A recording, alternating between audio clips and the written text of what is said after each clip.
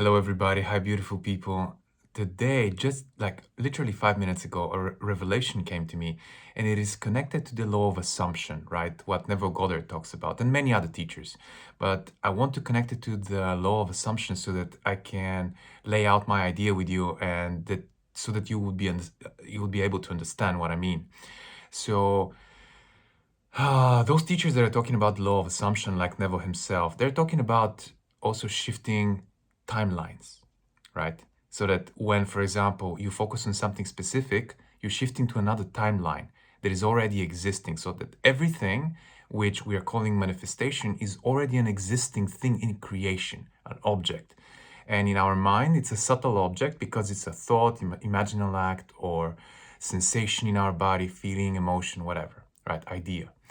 And this is a subtle object that exists in a subtle field, I suppose, or whatever you want to call it. Subtle field, morphic resonance. Some people call it, how is it? Joe Dispenza was calling it in a specific way, the field, whatever. But what I want to talk about today is about shifting to another timeline. So when we focus on something, for example, let's say that we want abundance in our life, and we start focusing on abundance, on the idea of abundance, us being free, being able to travel, being able to have whatever we want, whenever we want it, feeling free and also at ease, with money, with finances, with having and receiving, right? Being receptive to the outside world, which also means to have trust that the outside world, or whatever we call the outside world, which is you pushed out, as Neville says, is there for us and is to provide us with everything we want, we need, we desire, we would like to create, or whatever. But talking about creation, Neville and other teachers are talking about the fact that everything is already in creation, meaning that everything has already been created, and we're just pulling out from the field ideas. And when we focus on those ideas, they come into manifestation. And they're talking about shifting timelines. So that means your life is going in one specific direction, let's say, and the moment you choose something else and you focus on something else, you shift timelines, and now you're not in the predictable life that you had just before you started focusing on this, right? And a lot of mediums are basically also talking about this, that yes, your life can be kind of predicted if you're following a specific, if you're not changing, if you're not looking for anything new or outside of your norms, right? But the moment you shift your focus outside of your norms, then your life becomes unpredictable. This is also, I think, stated in Vedic astrology, right? That the moment there is a point in your life after which your life might be predictable, but it might shift completely, and then it becomes unpredictable. Even though you have your own Vedic astrology calendar, then suddenly it becomes unpredictable, even for those that are trained, for those that are trained astrologists. So you're shifting timelines. And how do we shift timelines? When we focus on something. And the idea came to me, what do medias want us to focus on? Disasters, wars, famine, right? Like some things that happened in the last few years. Negative things, death, poverty, problems in general, problems which we also cannot solve. So look at this. This is a great example of how somebody or something can feed us with something that we focus on, and we shift on their timeline. They give us this idea, they give us images, they give us emotions, they give us information to think about, right? And it's also, for the most part, it's an issue we cannot solve.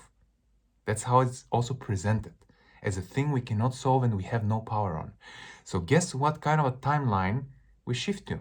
We shift to a timeline of problems, of misery, suffering, lack, poverty, cataclysms, and so on. And where is this timeline really? It's just a thought away.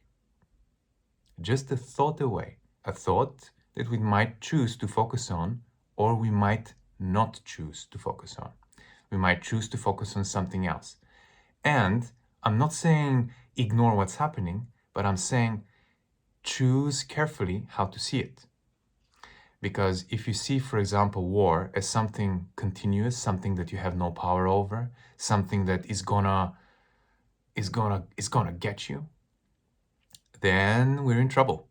But if you think of it as something that is already solved, is already solved through peace, through love, through compassion, through unity, through understanding, right? Through letting go of the past. If you focus on such a future on which you focus now, because everything that we focus on now, right now. Every single time that we focus on something, we focus on it now. And we bring it to our reality when? Now. And it's always just a thought away. However, if it is something unwanted or undesirable, let's say, for us or for the majority of people, we can focus on something wanted. We can focus on something desirable. Even given the circumstances we are in, let's say that there is war, we can focus on the war being resolved. In our meditation, in our imaginal act, in our assumption of who we are and what world we live in our assumption and intention of what the world is right now, in our prayers, in our meditations, right? In the assumption of where we are and what is going on, right? Because everything is in our mind and in our imagination, we're gods. Because the world follows our imagination, the external follows our imagination. And of course, there is great power in our personal imaginations. We can change our lives and the lives of others because we can see them differently. And then in our experience of them, they're different people. They start acting in a different way. They start talking in a different way. It's very interesting what things we can do with this, type of approach, I would say. I was sharing with y'all in my last video that I did this, a revision, mental revision with a person I'm working with, and great results followed. I just did it for maybe an hour and a half, right? For 2 days I did it. And I was just imagining how my relation, how my work with her is absolutely based on peace, on harmony, and on love. And everything is just very, very easy. And since then, that's how it's been. That's how it's been, right? Some people might call it miracle. I just call it mental revision. I just call it creating our own reality, or rather shifting to a timeline which is wanted, which is desirable, which is of love and compassion and harmony and good for all. Good for all, not only for ourselves, but for all, right? The intention of this, that what's good for me is good for all, and what's good for all is good for me. And this is very, very harmonious type of intention in general. So we shift to timelines, right? And we shift to desirable timelines and undesirable timelines. And those timelines are just a thought away. And why am I saying a thought? Because I wanted to pay attention to thoughts. Because imaginal acts and visualization as well, those are, like, visualization is thinking. Thinking in terms of vision, in terms of images, right? Sensations, feelings as well, they're also a part of our perception, right? So sometimes we might call those things thoughts, even though we call them sometimes separately as, for example, feelings, emotions, visualization, words as well, right? Thinking is mostly associated with words, but ideas, inspiration that comes to us is usually a block of things, but it comes to us as a thought, as an idea, as a thought, which we after that unpack, right? And we build concepts out of it in order to materialize it, right? In the 3D world, in the physical reality. So shifting to a positive timeline is just a thought away. And this thought starts coming to us the moment we choose to shift our focus. And we choose to shift our focus on a desirable outcome, on a harmonious and loving outcome, on a prosperous and abundance outcome for us and for everybody else. And the more abundant and prosperous and loving and harmonious we are, the more of those qualities other people are also having. And you might not necessarily see it in the whole world, but you'll definitely notice that people around you are also picking up on your vibes, on your frequencies. So I guess that the point of this video today is that happiness is just a thought away. And this thought starts coming the moment we choose to focus on it, right? And it's not necessarily that we need to constantly think of it and think of the definition of happiness or of love or of joy, right? But rather knowing that the moment we choose this direction, thoughts are gonna come. And then ideas are flowing, feelings are flowing, visions are flowing, inspirations are flowing to us. People and circumstances seem to harmoniously lead us in a desirable direction, to desirable outcomes, right? To desirable results, to the imagined end, right? To what we want, to our intention. Because we don't necessarily have to imagine it, we can just intend it. This can happen through words, this can happen through just images that we might see in our minds, right? That's the way that, for example, I do things from time to time. I mix all of those techniques, to be honest with you. I've kind of come up with my own mixture of those techniques. So it is not up to me to tell you what and how to do it, but what options there are. And I'm sure that most of you, if not all of you, are already aware of most of them, if not all of them. So I want to encourage you to play around. Play around with them because God is in you.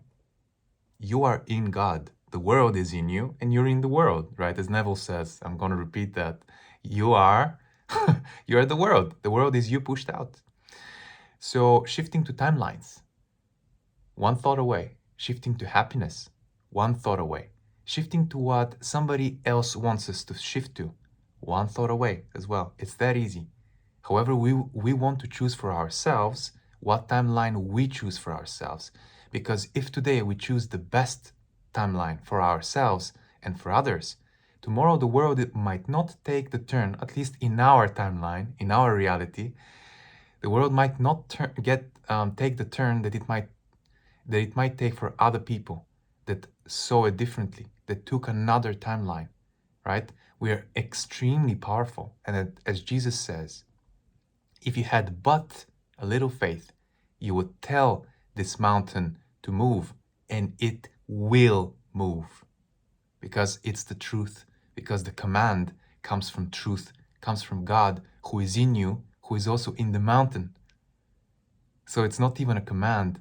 It's just the truth of what is happening, what God is saying and what God is doing. But the moment we say, I cannot, this is not true, God says, yes, you cannot, this is not true. But if you say, yes, I can, even if you don't see it yet, but you're willing to see it, God is going to say, yes. Essentially, you are going to say yes to yourself, right? The bigger part of you is going to say yes to you because it's you anyways. So I guess that's my message for today. Happiness is just a thought away. Love y'all. See you very soon. Ciao.